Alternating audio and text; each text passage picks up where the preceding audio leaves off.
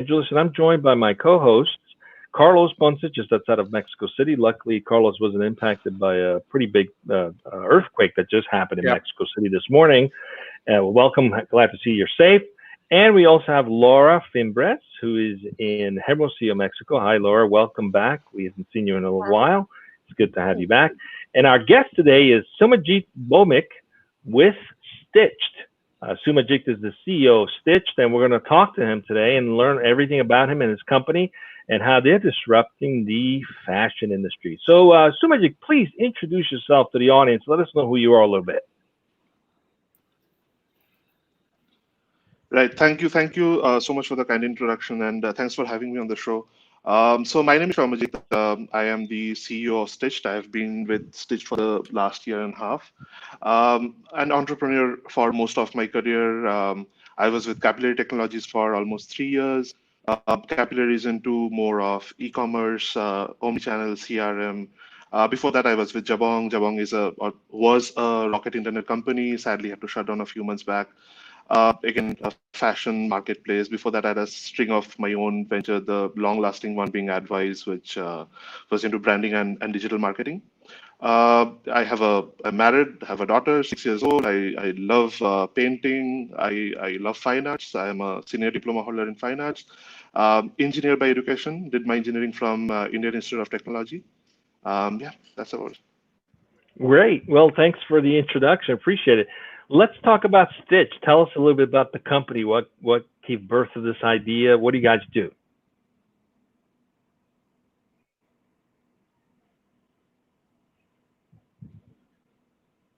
I'm not sure if you I think. did I break. I might have broken through. I was asking. Please tell us about Stitched. Tell us about your company, Stitched. I'm not. Maybe he's not hearing me. Yeah. Carlos, just ask the question. Maybe he's not. Maybe I'm not coming through. Yeah. Soumajit, can you hear me? Just can you confirm that you can hear me? Hello? His headset's no good. Yeah, am I audible? Yeah, it's probably the headset, right? Can you hear us?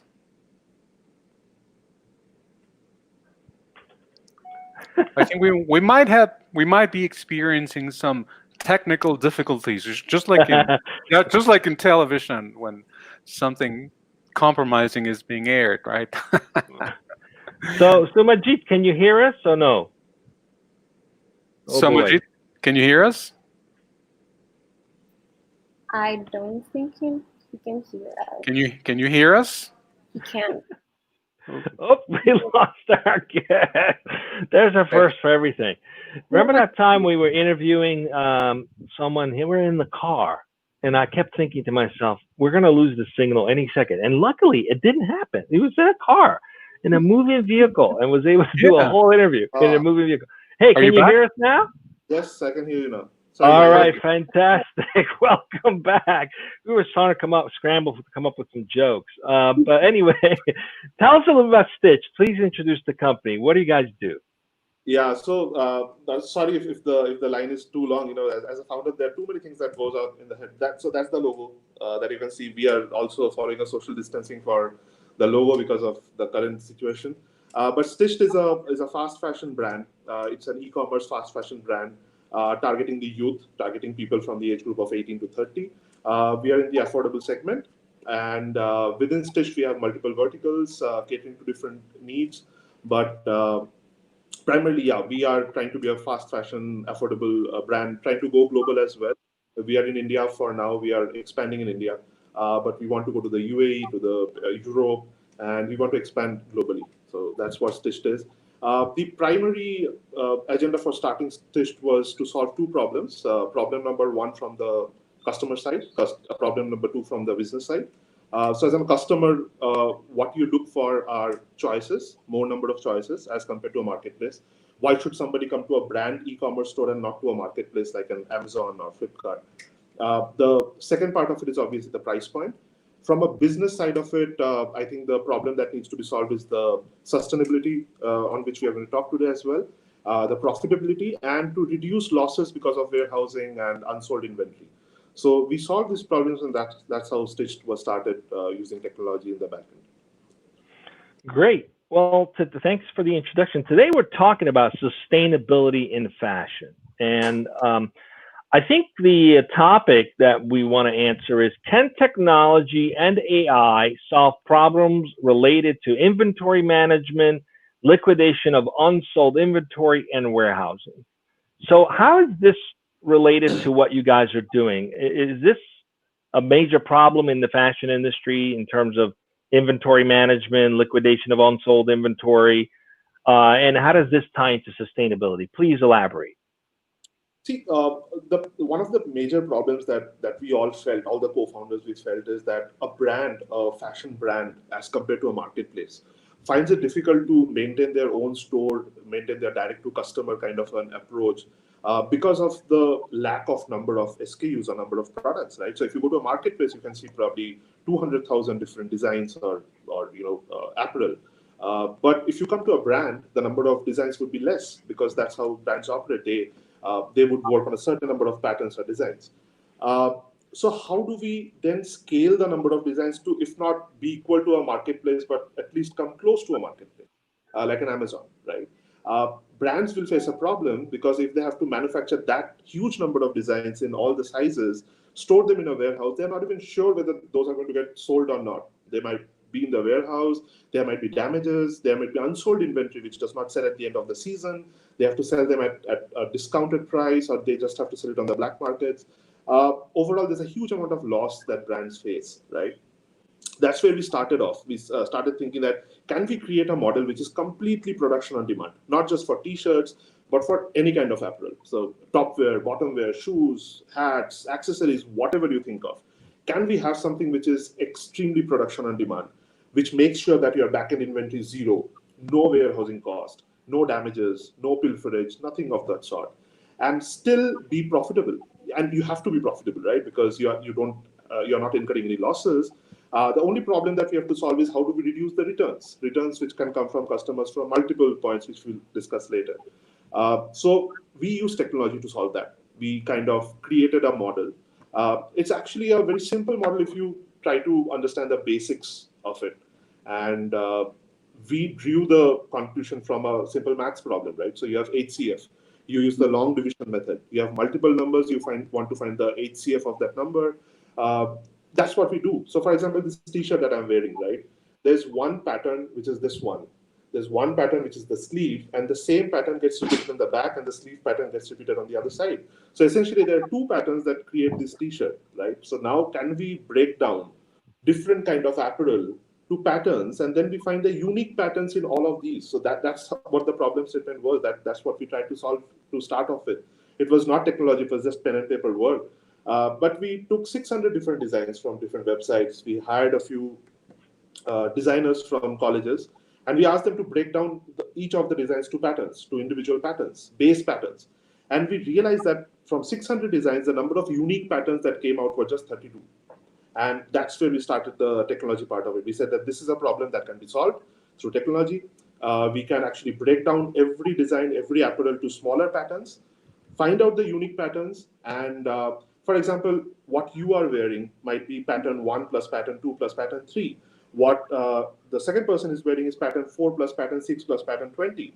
So now suppose you have 100 orders. And 100 order can be equivalent to a certain number of pattern 1 plus certain number of pattern 2 plus certain number of pattern 4, so on and so forth. So that's what we do. We just break down it into smaller jobs, look at the overall number of orders that we receive every day, not look at the final output, but look at the patterns, and then we go on to production. Okay, so how is that different the way fashion houses do it today? Do they not have the manufacturing in-house the same way, where they have patterns tied? How is it different? What's different about what you guys are doing? So the only thing that's different is, and most of the fashion players are doing that, for every season, for every new stock that they come up with, every new design that they come up with. So there's autumn collection, there's winter collection, there's summer, spring, there's fall collections. For every collection, they would have to manufacture a certain number of units in the back end, which is why when you go to a store, you might see that those banners, like this is the last 5 pieces left, or this is out of stock, those comes in because you have already manufactured a certain number of units, and you're keeping them preempting that will get sold. That gives rise to unsold inventory as well. In our case, we will never be out of stock because we do not manufacture and keep anything ready. Once we receive an order, so for example, today we receive 500 orders. 500 orders is equivalent to say 750 apparel, almost 1.5 items per order. So tomorrow, those 750 orders will be manufactured in our office, and they will be dispatched through our different delivery partners. Uh, we never need to bring any of the styles out of fashion because anybody can order anything at any point of time. We don't have any inventory. The way we work differently from any other fashion brand is we are just in time for every kind of fashion apparel, not just for t-shirt, not just for print work, for everything. Start from scratch. So the way we operate is because of the backend. The backend kind of preempts. So we have data, we have machine learning. It preempts that, okay, in the next 5 days, these are the number of orders that you're going to get for this. And there's a 20% markup to that. So for example, April number 1, we get 20 orders per day. Next 5 days, we should be getting 100 orders. The backend will preempt that, okay, at least have 80 orders ready. So what we are going to do is we are going to work on very small liquidation processes. We are not going to keep any inventory. So till date, we have shipped more than 1.5 lakh apparels. If you come to our office, you'll see some 40, 50 apparel lying around. That's the amount which has come back because of various issues. Maybe it was an RTO because the person did not receive the package, or there was a size issue or some other issue that has come back. Now, whatever comes back is again accumulation of patterns so that they can be reused, right? Because they came from a certain pattern, portfolio, so they can be reused as well. And end of the day, we are left with nothing. We are left with no stock. So we don't have to worry about if there's a problem or if an order does not come, or for example, the current situation that's going on, the COVID, there's a delivery disruption, there's order disruption. It doesn't affect us because we don't have a warehouse, we don't have any backline inventory, we don't have a problem with damaged products. So Sujit, I'm sorry, just a quick, sorry for the interruption. Just want to make sure we keep the conversation flowing. We've gotten a request from some viewers to please slow. You're sharing some amazing information. We've gotten a request from the viewers to slow down a little bit so that we don't miss any of that. So please, if you don't mind, that would be fantastic. So just so I understand, you have just-in-time production, basically. It's not, which is also just-in-time inventory. So you don't have to have warehouses. You can print out, for lack of better, basically manufacture, at scale. And how does that have any implications on distribution? How does that come into play? Did the software also that you've invested in and built help handle distribution? Because I'm assuming you manufacture, then you got to ship it out to people, right? So does it change the way it traditionally is done, where the manufacturer also has the shipping facilities and they have ability to plan for things based on the inventory? How does that change the way that's handled? Can you shed some light on that? Absolutely, and I think that's a very important question because that's the second part of the sustainability discussion that we are going to have. So just a prelude to our delivery process, we have tie up with almost 8 different partners and 2 aggregators who deliver to almost pan-India, almost 24,500 odd pin codes, right? Uniques would be around 22,000 pin codes across the country. What the backend does is, and this is the second part of it, wherein the backend also manages the return rate.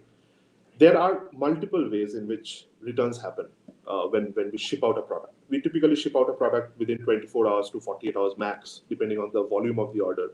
So if you order one certain apparel, it probably would be shipped out within 24 hours. If you order 10 apparels in the same order, it might take a little longer, so it might be shipped out in 48 hours. But situations are a little different now because of the current situation, because of the lockdown, because of the slowdown of the process. There's some delivery issues which are happening, but this is a temporary glitch. Once an order is placed, the backend actually splits the work to multiple smaller jobs, which gets assigned to multiple people.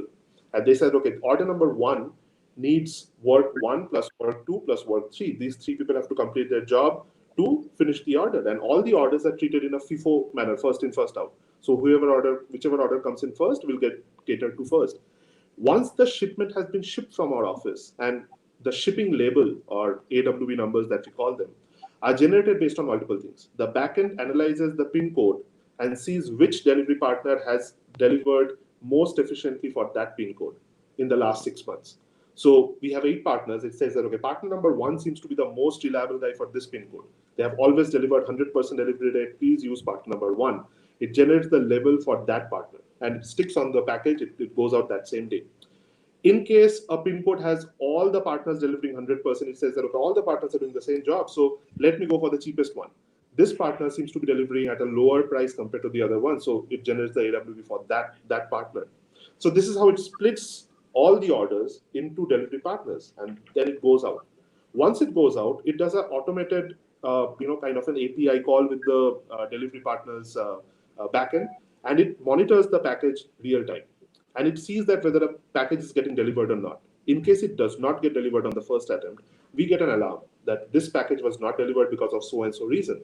So we call up the customer, we call up the delivery guy, we patch them in and say that please get it delivered today. Delivery happens, less than 2% return rate because of that, extremely profitable. So the backend actually plays a role starting from the production till the point of delivery. Wow, that's a pretty so. Why build this in-house? Aren't there solutions out there that you can license that offer similar outcomes? What was the competitive advantage that you were looking for? Was it purely focused on sustainability, or is there some cost benefit to doing it this way as well? Help us understand the investment value, the return on that investment that you've received so far. Yeah, I think half of the answers you have given.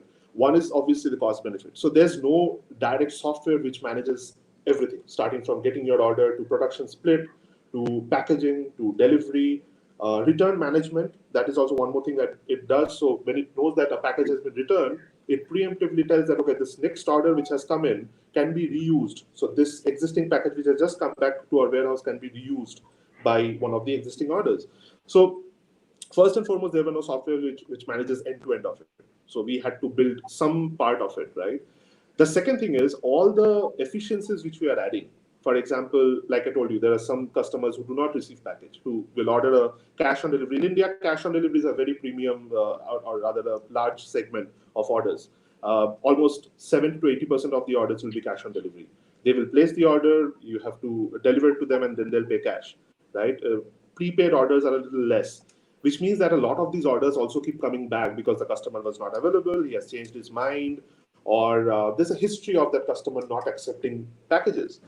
Our backend kind of looks into that, uses AI to forecast certain orders. So it tells that, okay, this pin code has a history of 100% return.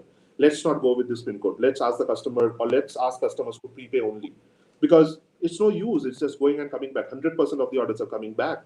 Or certain what we call as karma points. So if a user has ordered say twice or thrice from our website, we ship the order, it did not get delivered, the customer sends it back saying that I'm not interested anymore. Next time the customer comes to our website, he has to prepay the order, the next order. So these are the kind of interjections which we cannot use a third-party software for. We have to do a lot of data sharing, which is not feasible, which is not right as well. And we thought that if we are going to build 40 to 50% of the platform in-house and then use 5 or 6 different platforms to plug and play, does not make sense because of the cost, because of the way each of these plugins would talk to each other. Rather have the whole thing in-house, have the whole efficiency bundle in-house, and then use this same bundle for multiple brands. So for example, we have one brand called Stitched, one brand called Stitch.life, which is the merchandising brand, which probably in the next quarter will become India's largest fashion merchandising brand, containing Indian celebrities and brands only. Then we have a semi-premium brand, which we're going to launch very soon. So all of these are going to use the same backend, drive the same amount of efficiency and profitability from the backend. So I think that's why we thought that we'll create the backend, we'll create it based on our own logic and requirement, and not rely on a third party tool. Yeah. Okay, so I have a question. Impressive. I have a question. So it's a non-technical related question, but I was going through your website, and I saw that you have a safe government schools contribute now by buying a tea. How does that work? I mean, if I buy a tea, you're gonna donate some of the money. It's gonna be Right. designated to government schools, or Yeah, How does that work? first of all, I want to thank you for asking that question, because that brings us to the second half of what we are doing. So Stitch.in, the website that you're seeing is a fashion website, right? It has all kinds of fashion apparel, but end of the day, we are a startup brand. A year and a half back, we started. We wanted people to trust us, to know that we are here for the long run. We are going to give them the best of quality, but we are also saving on a lot of cost because of not having an inventory, not having a warehouse, reducing the returns, and we are passing on this cost benefit to the customer. So easiest way of creating a brand recognition is through association with different brands, where different people say that, okay, this is a trustable brand. So we wanted to create a merchandise store.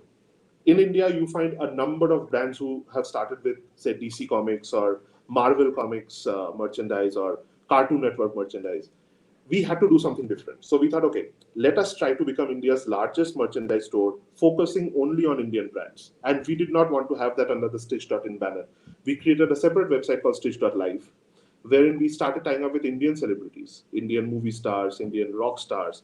We signed up with the top 10 rock bands in India, probably of some of the top celebrities in the movie industry, in the TV industry, comedians, singers, sports stars, sports teams, and that's how Stitch.live started. And one of those initiatives is the initiative cause or the social cause, where we have PETA, which is people for the, it prevents cruelty towards animals. PETA is one of them. Save Government School that you mentioned is one of them. Cricket for Blind in India is one of them. We have a few TikTok communities which come under those. The way we tie up with all of these celebrities is we sell the apparel at a price that they want, right? We have a small part of the money which goes behind the production, the actual production cost. The rest of the money either goes to the celebrity, or in these cases, it goes towards improvement or a cause. Say, for example, Save Government School. Government schools, private schools are doing better than government schools, right? So how can we improve infrastructure in government schools? So we are selling those T-shirts. There's a production amount which keeps in the back end, which is zero profit, zero loss. The rest of it goes towards improvement of facilities in government school. This is in partnership with a certain third party. So in this case, it was with a political party, right, and one of the leaders. And in case of PETA, it is with PETA India Initiative. If you go to that link, you'll see Stitch.live. You have to go to Stitch.live first, and then you can see all the T's. So a part of it goes towards the cause or towards the celebrity. The rest of it comes to us for the production cost, and this is how Stitch.live is. Very interesting, and I'm very impressed. I know I'm sure Laura has another question, but I have to ask this question because it sounds to me like you might be sitting on a platform that could be of interest to other fashion houses. Have you thought about the idea of potentially licensing this platform as a commercial software product? Right. So thank you for that idea. Honestly, it's been a year and a half. We started off with 0 orders a day. Obviously, we are right now at around 550 orders a day. The scale up has been really fast. There has been some bulk orders as well on the way. So to be very honest, we have not thought about that. Right? It sounds like a very good value proposition, but because of the time frame, because we have been there in the market for like a year and a half now, we haven't given it a thought. But that does not prevent us from looking into this at a future point of time. But yeah, to answer your question, right now we haven't given it a thought because of the scarcity of time. But yeah. Well, you never know. I mean, it sounds like it could be a pivot opportunity if you ever needed to. I mean, that sounds a pretty interesting platform to me. And I'll get back to you saying that you planted the idea in my head when we. When you talk to hundreds of CEOs and CTOs of technology companies in the past few years, you kind of see patterns and what's out there and what's not out there, and you can quickly realize when there's an opportunity for something new. So I think you might be sitting on an opportunity. Laura, do you have an additional question? We're slowly coming up on wrap up. So I have a question. What's next for Stitch? What are like next steps or? Right. So I think next steps. The first step would be there are a couple of modifications that we are doing to reduce human error in the whole production system. So, for example, you order 5 tops, 2 of them being the same one and 3 of them being different, the production guys would sometimes confuse and pack just one instead of 2 because they are the same. Both of them are the same tops. So these kind of human error, and there are hundreds of them. So we have tried to plug different kind of interception messages at different point of time. So the backend work is still going on, and I'm sure it will keep going on. There are subsequent releases that's going to happen. We are soon going to launch probably around 10,000 different designs, which are in the pipeline. We have worked with multiple designers from multiple strengths who have come in and created a lot of designs for us, with the focus that every design should actually be a combination of patterns which we already have, and how do we then tweak those patterns and create fresh designs. So you're going to see a lot of new designs coming to our website. The third thing, which is probably going to happen during the month of September, October, we are going to go for one small round of funding, post which we are going to expand to UAE. We are going to set up our office in Dubai. The registration is already happening right now as we speak. And we are going to start our office there. The vendor management and everything is almost final there. We have spoken to a lot of vendors for the fabric and stuff like that. We don't need a warehouse, so the setup is actually quite fast, quite simple. So yeah, global expansion is one more thing. And the final thing, which is there in my platter for this year, is launch of a new brand called Enchic, which is into semi-premium. Stitched is valued, I mean, the price of every apparel at Stitched is between 199 INR, which translates to $2.5 USD, to 899 INR, which again translates to around $10, $15, $10, $12. Stitched Enchic would be a little higher priced. It will start from $15, go up to $50 or so. So that's the next thing which we have in our plate. But the backend exactly would be the same. The modus operandi will be the same. So, yeah.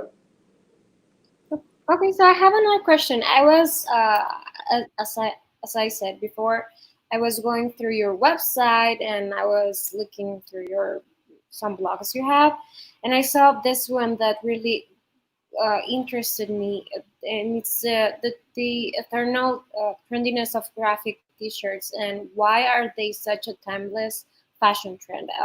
Can you speak about this a little bit more? Because see, tees are something, unisex tees are something that everyone wants, right? Whether it's men or women, everyone wants to have a tee. A t-shirt is not just a fashion apparel anymore. It's kind of it's something that you want to say. It's a statement that you want to make, fashion statement or attitude. You have quote-based tees or you have certain pattern-based tees. So for example, right now, coronavirus, that lockdown is going on. So somebody writes straight out lockdown, right? Or corona go away, things like that. Or something attitude that never, back out, or run till you die, or I am a biker. So you can project your personality, you can project your attitude with something written or designed on the tee. And from a business perspective, this becomes one of the easiest, segment or apparel section to foray into, because it's easy. You can buy a t-shirt for very cheap anywhere in the world. You can print. There are a lot of print technologies which are there. You can print something. You don't have to keep anything in your warehouse printed. So this is very fast to market, and I think there's a huge amount of competition as well. But over the last 2 to 3 years, what we have seen is that the demand for t-shirts has grown multifold. You can use this with a jacket, you can with a jeans, pair of denim, shorts, in your gym, athleisure. All of these things have happened. So I think t-shirt was one of the easiest segments that we could start off with, and we did that for a couple of months, got the demand, and then we introduced other categories. Well, Soumajit, I'm impressed with the intersection you've created of art and technology here. I mean, essentially, that's what you're doing. You've invested in technology to improve upon how fashion is manufactured just in time, and certainly helps with sustainability challenges. We're wrapping up. We're up on time. I have one final question for you. What's the journey been like for you as an entrepreneur building something like this? Anything you've learned about yourself in this past 2 years? Oh, I think e-commerce as a vertical has interested me for the last 6 years now. I've been with e-commerce. I've been working on various e-commerce companies for the last 6 years now. And that technical part of it is something which I was well aware of. I mean, the marketing part of it, how the store needs to be set up, who needs to be targeted, delivery, logistics, things like that. What I've really learned in the last 1.5 years is the essence of team building, the essence of giving ownership to different people, getting the right team on board, getting the right core team of 20 members to start off with, giving them the right kind of responsibility, ownership, and then let ideas drive it ahead. One person's idea can never drive a journey, especially for a brand like this, where we are trying to create a global brand. You need multiple viewpoints, you need multiple ideas and thoughts. So I think the importance of team building, the importance of having multiple stakeholders with their own ownership on board is something which I've learned, which I've realized more than learned. I probably would have known that before. But I've realized that this is probably one of the most important part for any startup. So, and in fact, anybody who asks me that what would be a suggestion for any entrepreneur, I keep telling that have your core team of 20 members very well chosen, because they will drive the growth for your company. You alone cannot drive your company single-handedly. Well, Soumajit, it's been a pleasure having you as our guest. Thank you for joining us. Thank you for joining us, Laura and Carlos. We've got 2 more shows this week. We've got one tomorrow at 1 p.m. Pacific, same channel, same place, and one on Thursday as well. We're up on time, but please come back at 1 p.m. tomorrow. We'll have another interesting conversation with an awesome guest. And thanks for joining us, and be safe, everyone. Thank you. Bye-bye. Bye, guys. Thank you.